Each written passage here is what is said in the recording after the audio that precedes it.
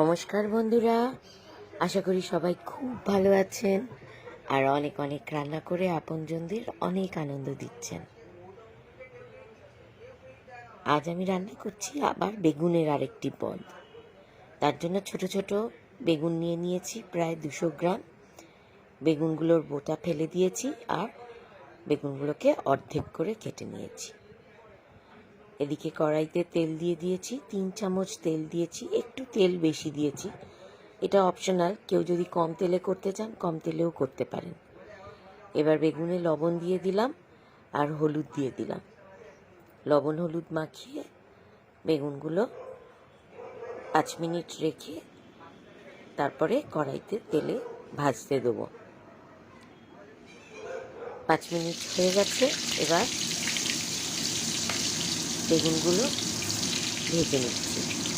বেগুন বেশি ভাজা হবে না, হালকা ভাজা হবে, সাতলানো যাকে বলে সেরকম। তাই হালকা ভেজে এপিট করে বেগুনগুলো তুলে নিলাম। কড়াইতে সেই বেগুন ভাজার তেলেই দিয়ে দিলাম পেঁয়াজ কুচি।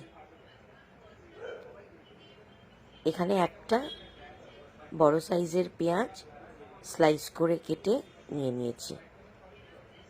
পেঁয়াজটা তেলে দিয়ে দিলাম, হালকা একটু ভাজা হবে, বেশি ভাজা হবে না, হালকা একটু নরম হলে চলবে। এরপরে দিয়ে দিলাম প্রায় 10-12টা রসুন কুচি। 10-12টা রসুন কুচি কুচি করে এর মধ্যে তেলেতে দিয়ে দিলাম। রসুন পেঁয়াজ দুটোই হালকা ভাজা হবে। হালকা ভাজা হয়ে এসেছে, এবার দিয়ে দিলাম 2টো টমেটো পেস্ট।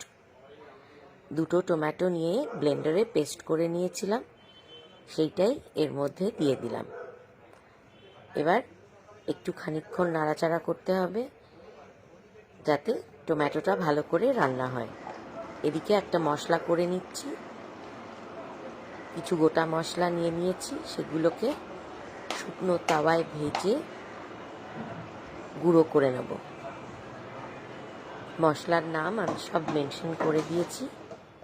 মশলা গুঁড়ো হলে দিয়ে দিলাম ওই টমেটো পেঁয়াজ রসুনের যে ভাজা হচ্ছিল তার মধ্যে।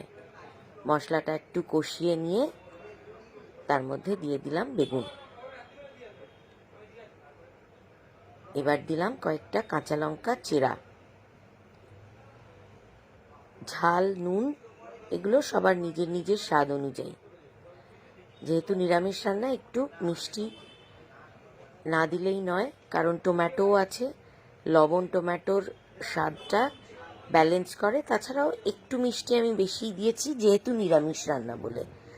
আর দিয়ে দিলাম ধনেপাতা কুচি।